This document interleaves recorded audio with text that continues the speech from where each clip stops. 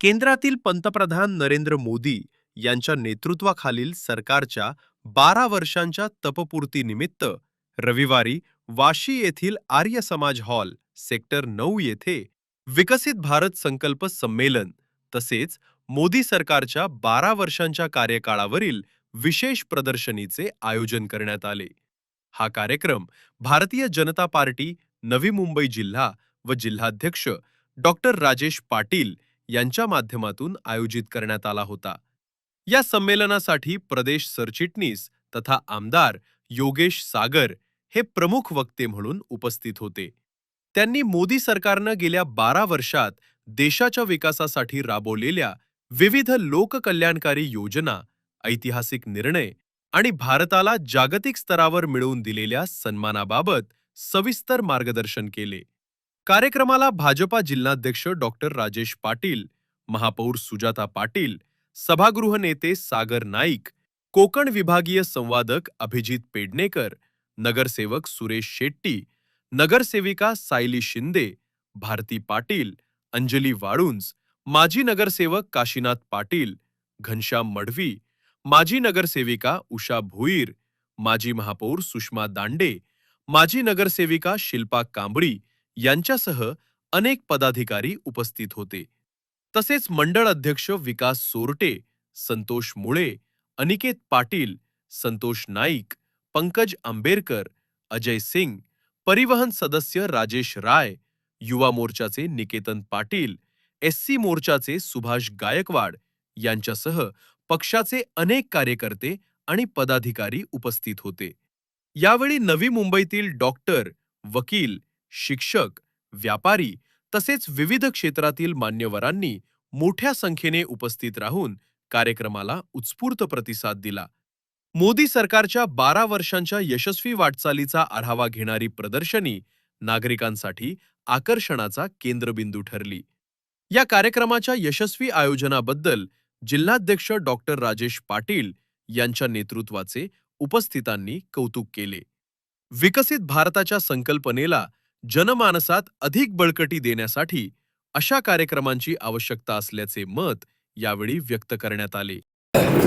यह जो कार्यक्रम हुआ है वो देश भर में कार्यक्रम हो रहे हैं. माननीय प्रधानमंत्री नरेंद्र मोदी जी का 12 साल के कार्यकाल का एक तप और 12 साल के कार्यकाल में 2014 से 2026 के बीच देश ने जो विकास का अनुभव किया है, उस विकास के अनुभवों को सामान्य नागरिक ने अपने से लेकर के नीचे तक ले जाना और ख़ास करके जो अपप्रचार मोदी जी के और सरकार के खिलाफ चल रहा है, इसमें लोक जागृति होनी चाहिए, लोक सहभाग बढ़ना चाहिए.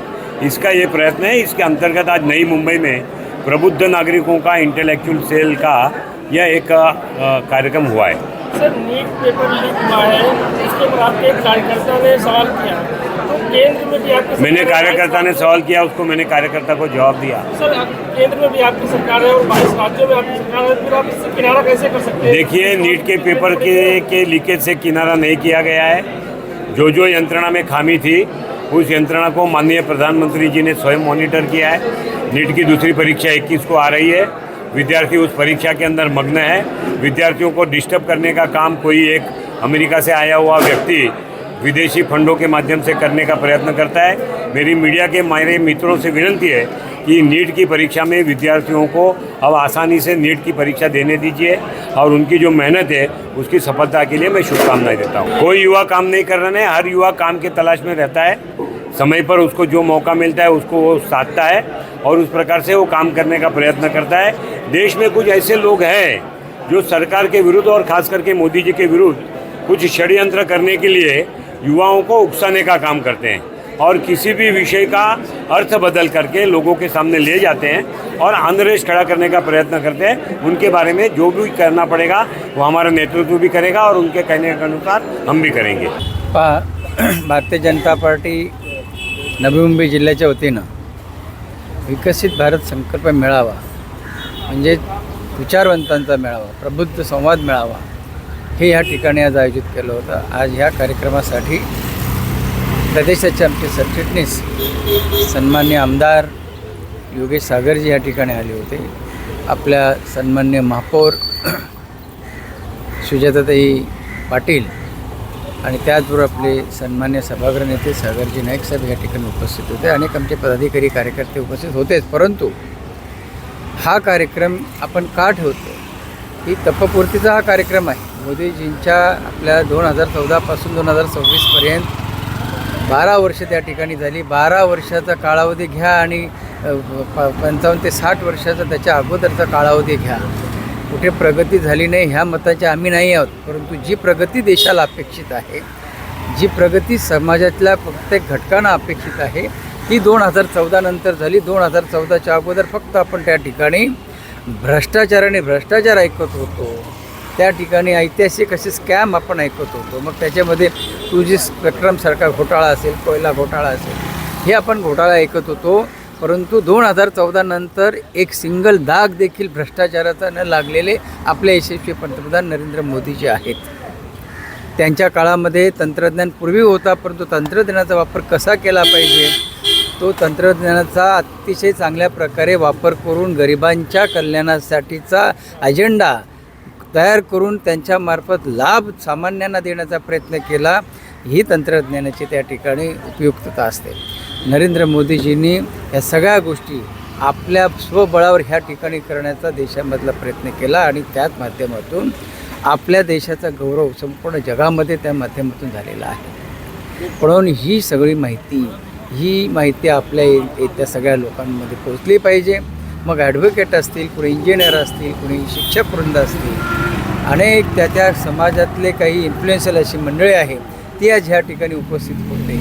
आणि त्यांच्याकडून आमची अपेक्षाही आहे की आपले यशस्वी पंतप्रधान आणि त्यांच्या माध्यमातून सरकारनं केलेली जी कामं आहेत ती कामं ही त्या ठिकाणी सामान्य घटकांपर्यंत पोचली पाहिजेत, सामान्य नागरिकांपर्यंत पोचलीच पाहिजेत.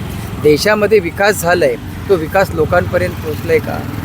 कारण त्यात जो इन्फ्रास्ट्रक्चर आपण पाहतो आहे तो किती मोठा आहे. क्षेपणास्त्र आपल्याकडं पूर्ण ह्या 70 वर्षात कधी नव्हती तयार होत. ती INS किंवा त्या ठिकाणी ब्रह्मोससारखे अटॅकिंग हेलिकॉप्टरसारखे तेजस जे अटॅकिंग हेलिकॉप्टर होते हे कोणी तयार केले? आपण केले. आपण परदेशात इतर जगातल्या देशांना पुरवतो. किती मोठी गोष्ट आहे. सांगण्याचं तात्पर्य हा आहे की त्या ठिकाणी जे आपले लाडके आणि यशस्वी पंतप्रधान नरेंद्र मोदीजींनी ज्या गोष्टी ह्या कालावधीमध्ये केलेल्या आहेत त्या सगळ्या गोष्टी आपल्या ह्या सामान्य घटकांपर्यंत पोहोचवण्यासाठी हा मेळावा होता. आणि त्या मेळाव्याच्या माध्यमातून आज शेतकऱ्यांना आपण काय देतो आहे, आपण युवकांना काय देतो आहे, आपण ठेलेवाला अगदी रस्त्यावरचा स्ट्रीट वेंडर असेल त्यांच्यासाठी आपण काय देतो आहे, आपण महिलांसाठी काय देतो आहे, गरीब गरजूंसाठी 81 करोड लोकांना धान्य त्या ठिकाणी मोफत पुरवला जातो आहे. आपल्या नळ योजना असेल, जलजीवन योजना, ही किती मोठी जलजीवन योजना आहे. त्यांच्या आपल्या स्वातंत्र्यापासून ज्यांच्याकडे नळ नव्हता आला ती नळ योजना देखील काही करोड लोकांना आपल्यामार्फत पुरवली गेली. उज्ज्वला गॅस योजना असेल, ह्या सगळ्या गोष्टी, आयुष्यमान भारत असेल, पंतप्रधान आवास योजना असेल, ह्या घटकातून आपण त्यांना न्याय दिलेला आहे. ह्याची चर्चा लोकांमध्ये झाली पाहिजे म्हणून हा या ठिकाणी मेळावा लावला होता. मेळाव्यामध्ये अतिशय चांगल्या प्रकारे सगळे नगरसेवक त्याचबरोबर काही इन्फ्लुएन्शियल टीम ह्या ठिकाणी आली होती. मनापासून मी त्यांचं ह्या आपल्या माध्यमातून त्यांना मी धन्यवाद देतो. हमारे यशस्वी प्रधानमंत्री आदरणीय श्री नरेंद्र मोदी जी के 12 साल कार्यकाल के बाद जगह जगह पर हम लोग छोटे छोटे ऐसे बैठकें ले रहे हैं. उसी क्रम में आज आर्य समाज हॉल में बैठक का आयोजन किया गया, जिसमें हमारे मुख्य अतिथि विधायक श्री योगेश सागर जी, नई मुंबई के महापौर श्रीमती सुजाता पाटिल जी, सभागृह नेता श्री सागर नाइक जी और जिला के अध्यक्ष जिनके मार्फत एक बैठक का आयोजन किया गया था, आदरणीय श्री डॉक्टर राजेश पाटिल जी उपस्थित थे.